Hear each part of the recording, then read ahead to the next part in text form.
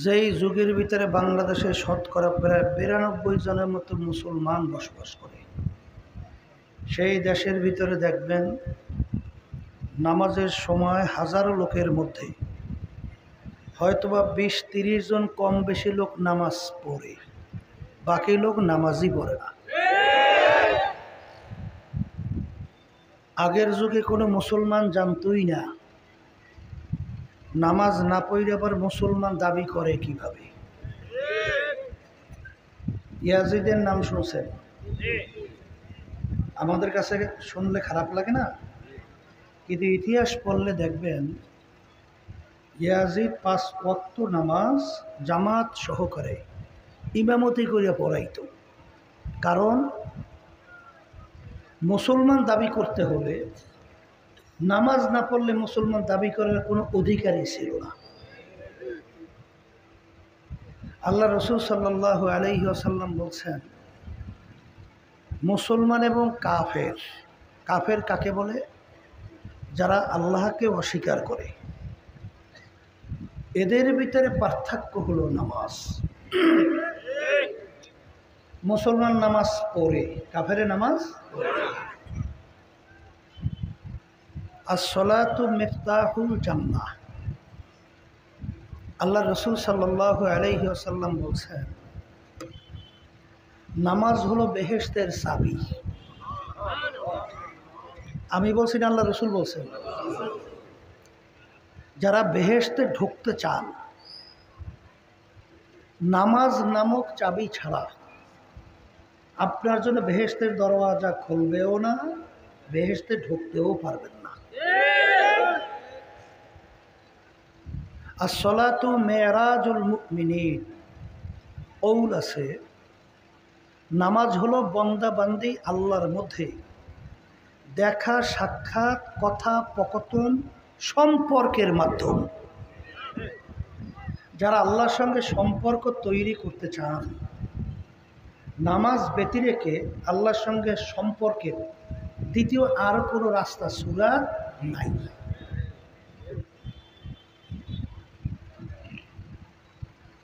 ইন্না সলাতা তানহা আনিল ফাহশাই ওয়াল মুনকার। কে বলছেন? এক সাহাবী নামাজও পড়ত, মাঝে মাঝে কিছু খারাপ কাজও করত।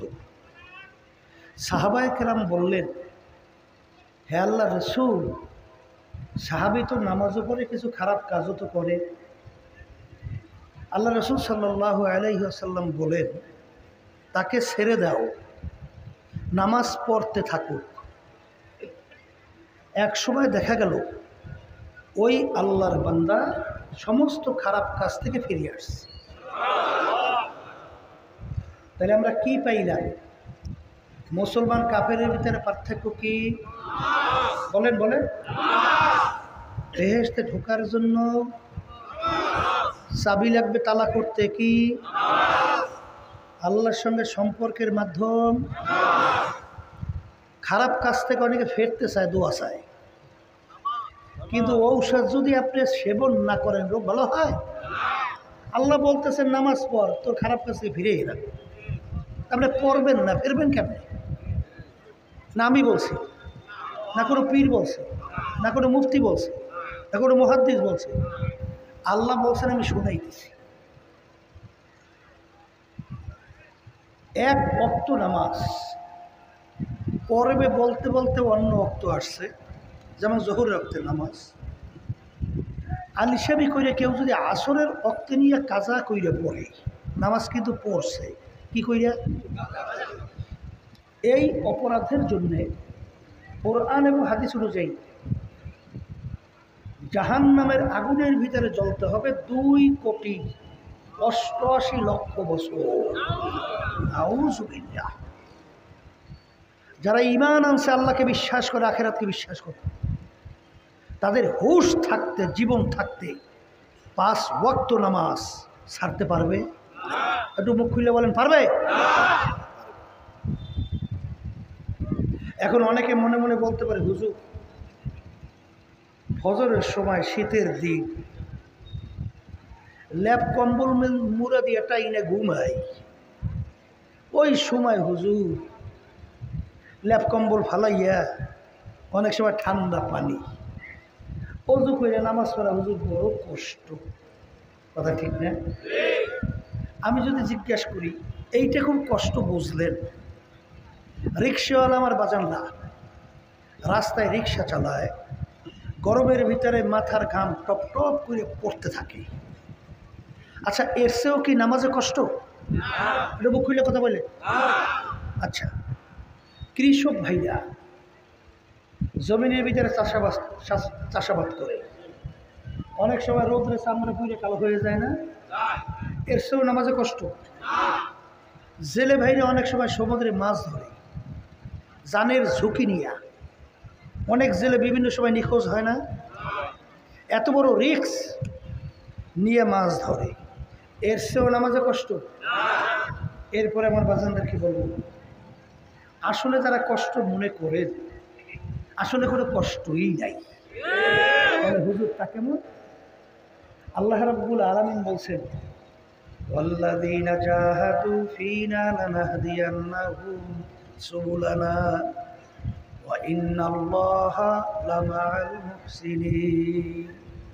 আল্লাহ রাব্বুল আলামিন বলছেন, হে আমার বান্দা বান্দিরা, আমাকে রাজি খুশির উদ্দেশ্যে আমার হুকুম পালন করার জন্যে যদি তোমরা রাস্তায় নামো, যত বিপদ মুসিবত তোমাদের সামনে আসুক, আমি তোমাদের জন্য রাস্তা সহজ করে খুলে দেব। কিভাবে খুলবে আল্লাহই ভালো জানে। কে ভালো জানে? যেমন একটা উদাহরণ দিলেই বুঝবেন। ইউসুফ আলাইহিসসালামের নাম শুনছেন না? বিবি জুলাইখার নামও তো শুনছেন। 7 দরজার ভিতরে ইউসুফ আলাইহিসসালামকে বিবি জুলাইখা আটকেছে। দরজা কয়টা? তালাও মারছে। আচ্ছা দুনিয়ার কোনো নিয়ম অনুযায়ী বের হওয়ার কোনো সুযোগ আছে? এখন জুলাইখা বলতেছে, ইউসুফ এখন আমার কথা তো মানা লাগবে, কোনো উপায় নেই। ইউসুফ আলাইহিসসালাম চিন্তাই করলেন না যে আমি কিভাবে বের হব। সে আল্লাহর উপরে তাওয়াক্কুল কইরা যখন দৌড় মারলেন, আল্লাহ রাব্বুল আলামিন 7টা দরজার ভিতরে তালা টাস টাস করে খুলে দিয়েছে। মাইক নিয়ে কি সমস্যা শুরু করছে? মাইক নিয়ে সমস্যা শুরুটা করছে, বইয়ে বই খালি মোড়ায় ব্যাপারটা কি?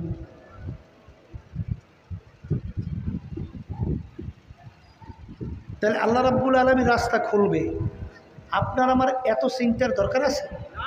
আর একটু আসতে বলে, তাহলে রাস্তা কে খুলবে? জোরে বলেন। শোনেন রাস্তা আল্লাহ কেমনে খুলবে? আমার আব্বাজানের মুখে শুনছিলাম। আমার দাদাজান রহমাতুল্লাহি আলাইহি দাদুকে একদিন জিজ্ঞেস করছিল, আমার দাদুকে, দাদু চেনেন তো? বাপের মা, আমরা তো সে দাদুই তো কয়। আচ্ছা দাদি, আচ্ছা দাদির কাছে জিজ্ঞেস করি যে তুমি এত রাত্রে সংসারের সমস্ত কাজ করিয়া তলেবে এলেমদের খাওয়াইয়া লওয়াইয়া ঘুমাইতে ঘুমাইতে অনেক রাত্রে হয়ে যায় না? তাহলে অনেক রাত্রে তুমি ঘুমাও। আসলে তো নিয়ম অনুযায়ী তোমার অনেক সময় ফজরের নামাজ কাজা হওয়ার কথা, তোমার কি ফজরের নামাজ কাজা হয় না? দাদু বলতেছিলেন দাদি যে না, আল্লাহর ফজল করমে আমার ফজরের নামাজ কাজা হয় না। বলে তুমি ওঠো কিভাবে?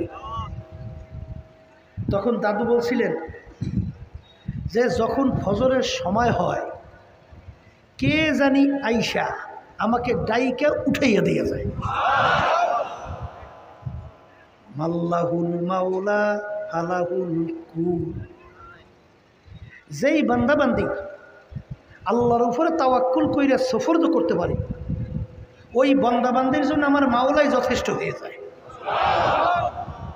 কিভাবে যে রাস্তা সহজ করবে আপনার আমার জেহেনে মেধা বেরেনে ধরবে না। বলে হুজুর তাকাবো, মুসা আলাইহিস সালামের নাম শুনছেন? কথা করে শুনছেন না? এই ফেরাউন তার দলবল সহ মুসা আলাইহিস সালামকে তারাইতে আসতে আসে। এখন সামনে যাই তো বাজছেন নীল নদী। কি নদী? এখন নদী পার হইবে কেমনে? ওদিকে তো পিছনে শত্রু আসতেছে, ওদিকে শত্রু আসছে আক্রমণ করে শেষ করে ফেলবে, কি করবে?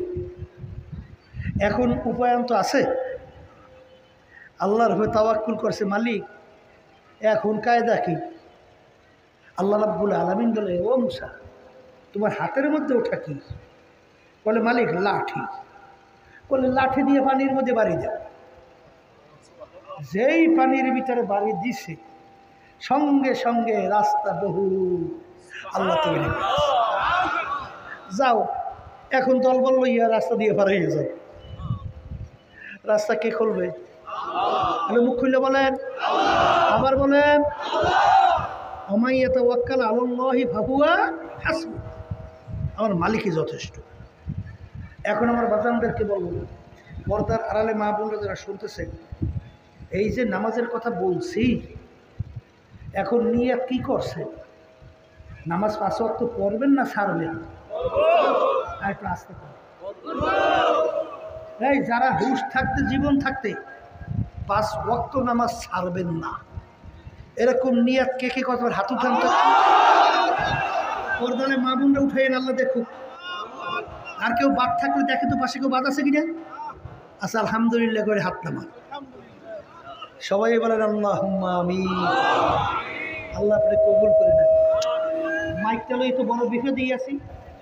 এগুলোর আনছে কেডা? এই মাইক আনছে কেডা? হ্যাঁ,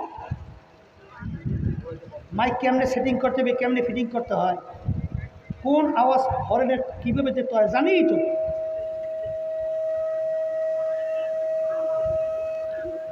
যেই কথা বলতে চাইছিলাম,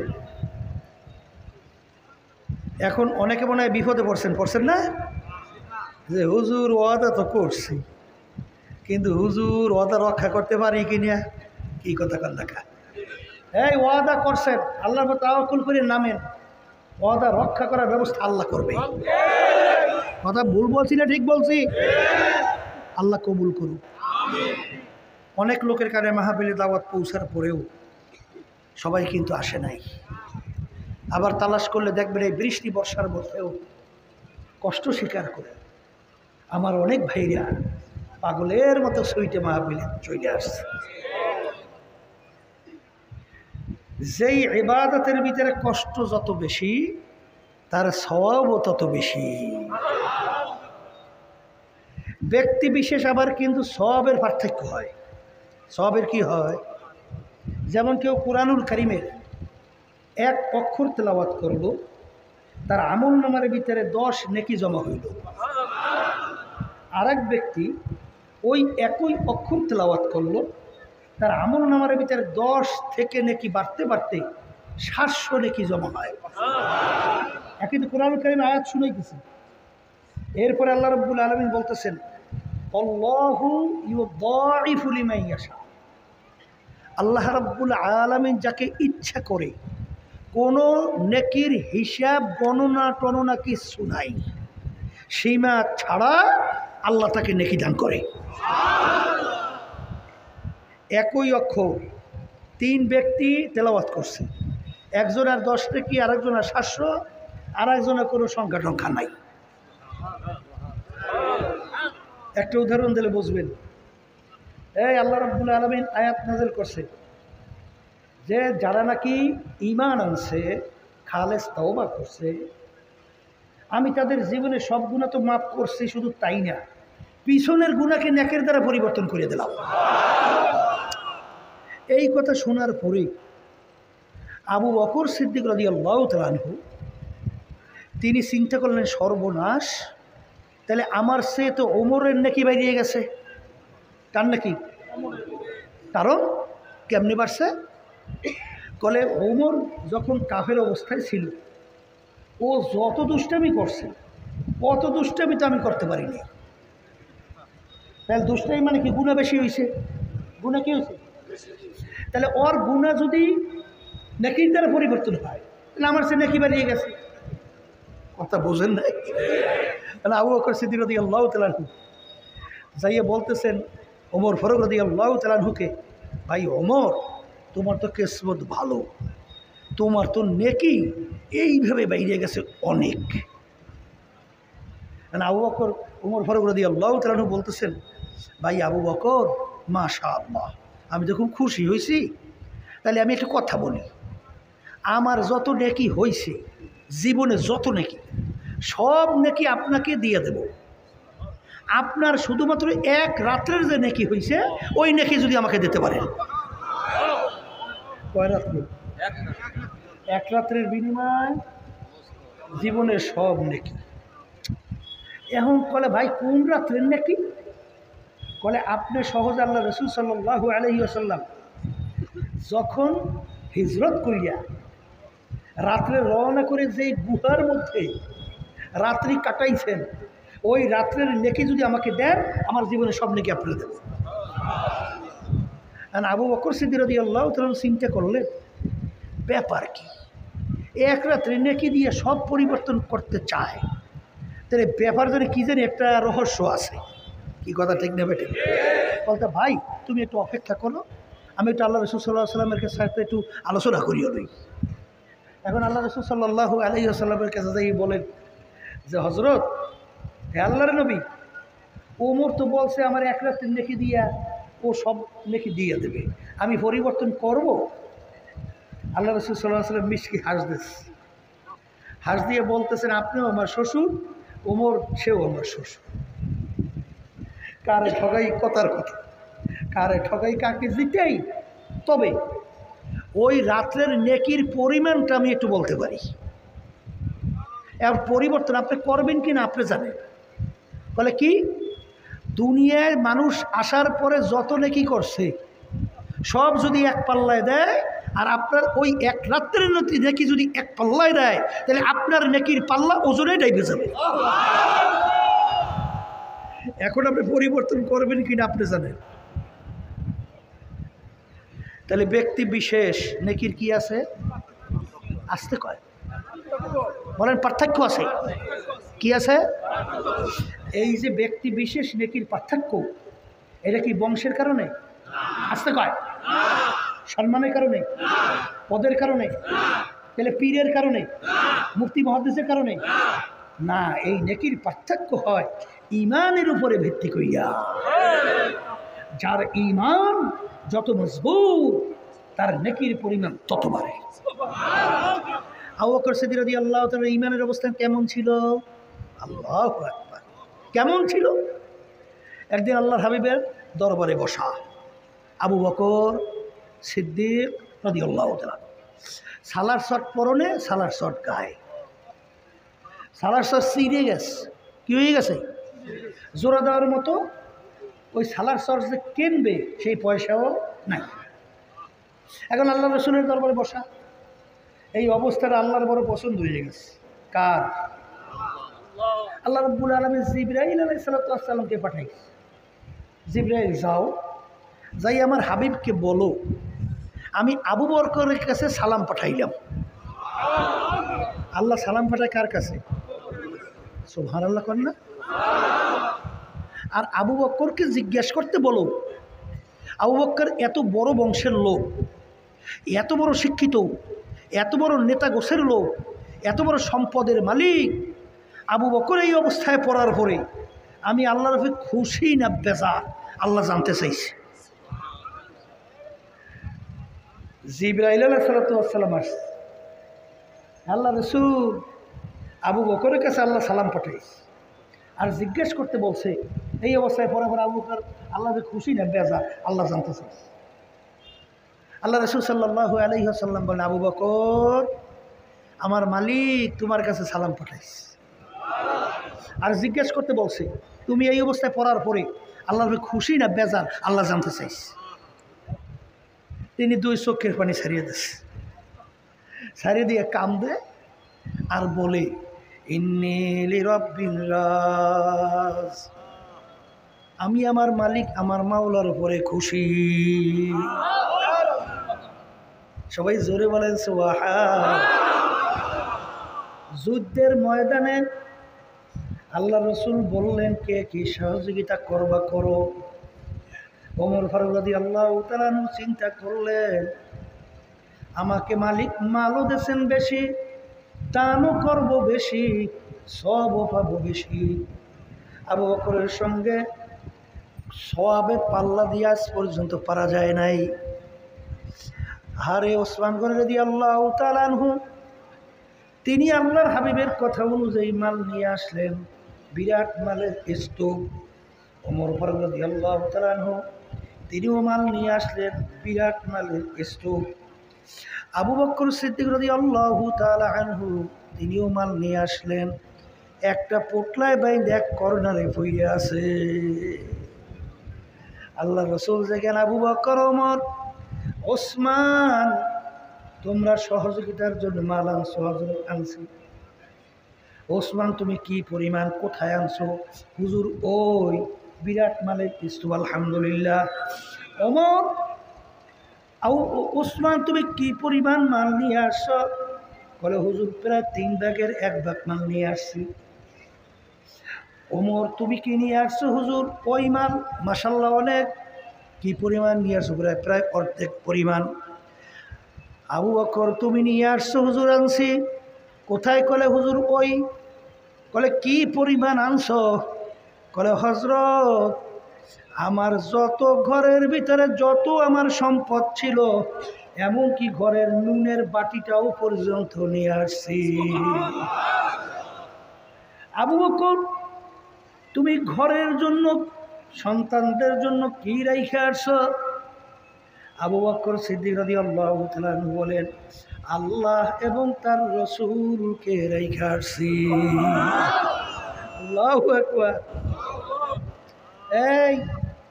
এই কথা কেউ মনে করিয়া আবার সব সম্পদ দান করে নিঃস্ব হইয়েন না। বলে, হুজুর, তা শুনাইলেন নিঃস্ব কথা। শোনেন, হাসানাতুল আবরার সাইয়্যাতুল লিল মুকাররাবিন। এই সেই আল্লাহর বান্দাবান্দি আল্লাহর নৈকট্যে পৌঁছে যায়, ওই বান্দাবান্দির আমল আর নেককারদের আমলের ভিতরে পার্থক্য হলো, নেককারদের যেই কাজটা করলে নেক হবে, আর আল্লাহর যারা নাকি নৈকট্যে পৌঁছে যায়, তাদের ওই কাজটা গুনাহ হয়ে যায়। কথা বোঝেন না? বোঝেন নাই? কথা বোঝেন নাই? এর জন্য আমার বাচ্চাদেরকে বলবো, আমাদের দান করতে হবে তৌফিক অনুযায়ী। কি অনুযায়ী? আবার জোরে কন, কি অনুযায়ী? তৌফিক। কথা ঠিক না বে? ঠিক। তাই যেই কথাগুলো আমি বলতে চাইছিলাম, ইমানকে কি করা লাগবে? বলেন, মজবুত করা লাগবে। আবার কন, ইমান মজবুত তো বুঝেন, নির্ভেজাল ইমান থাকালে কেমন? আবার কন, যদি নির্ভেজাল ইমান হয়, আল্লাহ রাসূল সাল্লাল্লাহু আলাইহি ওয়াসাল্লাম বলেন, আখলিস দীনাকা ইয়াকফিকা আমালুল কলিল। আল্লাহ রাসূল সাল্লাল্লাহু আলাইহি ওয়াসাল্লাম বলেন, নির্ভেজাল স্বচ্ছ তোমার যদি ঈমান থাকে, তোমার অল্প আমলই তোমার নাজাতের জন্য যথেষ্ট। কথা ঠিক কিনা? এখন আমার ভাইদেরকে বলবো, পর্দারে মা বোনদেরকে বলবো, আমার আব্বাজান রহমাতুল্লাহি আলাইহি চরমনের জমিনে ঘুমায় আস। এই তরিকার প্রথম কাজ নিয়ে আল্লাহর কুতুব আপনাদের এই রৌমারিতে আসছিলেন। আজকে আল্লাহর কুতুব নাই, কোনো দিন আসবে না। এইভাবে তার সাথে যখন যারা ছিল, অনেক মুজাহিদরা আজকে নাই, আর কোনো দিন আসবে না। এমন একদিন আসবে, সব দুনিয়ার ঠিক থাকবে, আমরা আর থাকবো না। আমার ভাইদেরকে বলবো, পর্দা আলেম আমনদেরকে বলবো, শোনেন, এই তরিকার মূল উদ্দেশ্য কি? মূল উদ্দেশ্য হলো ঈমানকে নির্ভেজাল করা। কথা ঠিক যাবে? ঠিক। আর আমলে সালেহ করার জন্য সেইভাবে তৈরি করা। কথা ঠিক না? ঠিক। আমার ভাইদেরকে বলবো, পর্দা আলেম মা বোনরা যারা শুনতেছেন, বাজান, আমার আব্বাজান বলতেন যে দিনই মাহফিলে প্রথম থেকে শেষ পর্যন্ত থাইকা বাড়ি বিদায় হয়ে চলে গেলে আমল নামায় কমপক্ষে 50 লক্ষ নেকি এরকম জমা হতেই পারে না। নিয়াত যাদের সহি, আল্লাহকে রাজি খুশির উদ্দেশ্যে যারা আসছে, লক্ষ লক্ষ নেকি আল্লাহ আমল নামায় দান করবে। কথা ঠিক না? ঠিক। এখন কথা হলো যে নেকি তো আল্লাহ দান করবেন, কিন্তু এক শ্রেণী আমার বাজানরা আছে রাস্তার ভিতরে ঘোরাফেরা করে, দোকানের ভিতরে বিভিন্ন কেনা বেচায় খাওয়ায় লিপ্ত আছে, কেউ টেলিভিশন সাইরা ড্যান্স গানে লিপ্ত আছে, কেউ বিভিন্ন হারাম কাজের ভিতরে তার জুয়া বিভিন্ন ধরনের হারামের ভিতরে লিপ্ত আছে। তারা কিন্তু মাহফিলে আসে নাই। যত কথা ঠিক কিনা বা ঠিক না, আসার কারণ হিসেবে আমার আব্বাজান রহমাতুল্লাহি আলাইহি বলতেন বুঝের অভাব। বলেন কিসের অভাব? কিসের অভাব?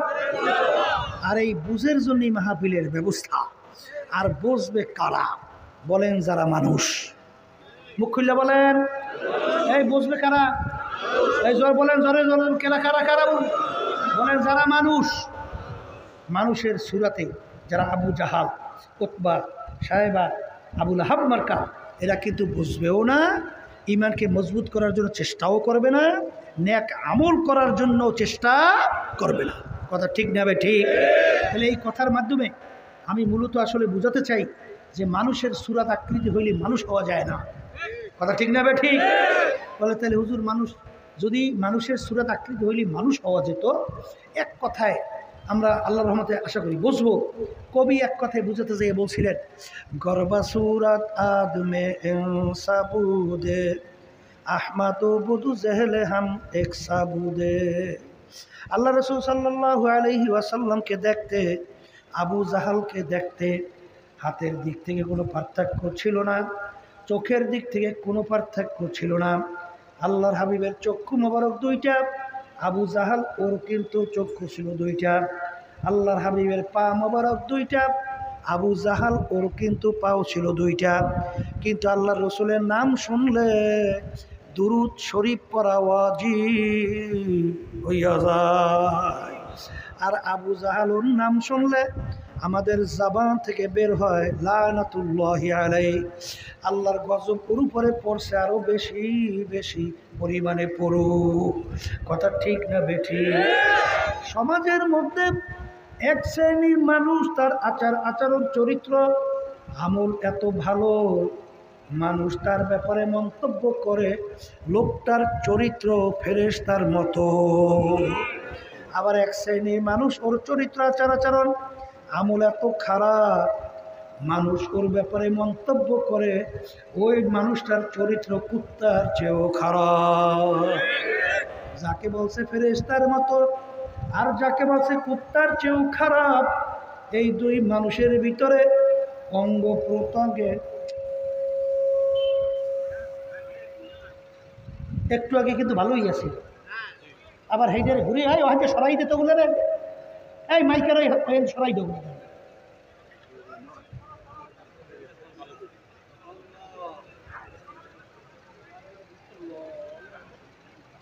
যাকে বলছিল ফেরেশতার মতো চরিত্র আর যাকে বলছিল কুত্তার চেয়েও খারাপ, এই মানুষ দুইটার ভিতরে অঙ্গ প্রত্যঙ্গে কোনো পার্থক্য আছে? মুখ খুললে বলেন আছে আছে আছে। যদি পার্থক্যই না থাকে তাইলে বোঝা গেল একটা জায়গায় পার্থক্য আছে না না, সেই জায়গাটা হলো কলবের পার্থক্য। জোরে বলেন কিসের পার্থক্য? আবার বলেন কিসের পার্থক্য? ওমর ফারুক রাদিয়াল্লাহু তাআলা প্রথম পাশে কাফেরা ছিল না, আল্লাহ রসুলকে কতল করার জন্য রওনা করছিল না, সেই ওমরই যখন আল্লাহ বুঝ দান করলেন, কলব ভালো হয়ে গেল, তখন ওই লোকটাই ওই তরবারে নিয়ে ইসলামের পক্ষে রাজপথে নেমে গেছিল। কি আসতে কয়? জোরে বলেন কথা ঠিক নেবে ঠিক? তাহলে বোঝা গেল ওমর কিন্তু পরিবর্তন হয় নাই, তার চক্ষু ঠিক আছে, তার হাত ঠিক আছে, তার চেহারা ঠিক আছে, কিন্তু একটু আগে রওনা করছে আল্লাহ রসুলকে কতল করার জন্যে, নাউজুবিল্লাহ, আর একটু পরেই আবার ইসলামের পক্ষে তরবারি নেমে গেছে কাফেরদেরকে হেদায়েত করার জন্যে। কি পার্থক্য কোন জায়গায় হয়েছে না? আসতে কয় কোনো জায়গায় পার্থক্য হয়েছে না? ওই পার্থক্যটা কোন জায়গার বলেন? কলবের পার্থক্য।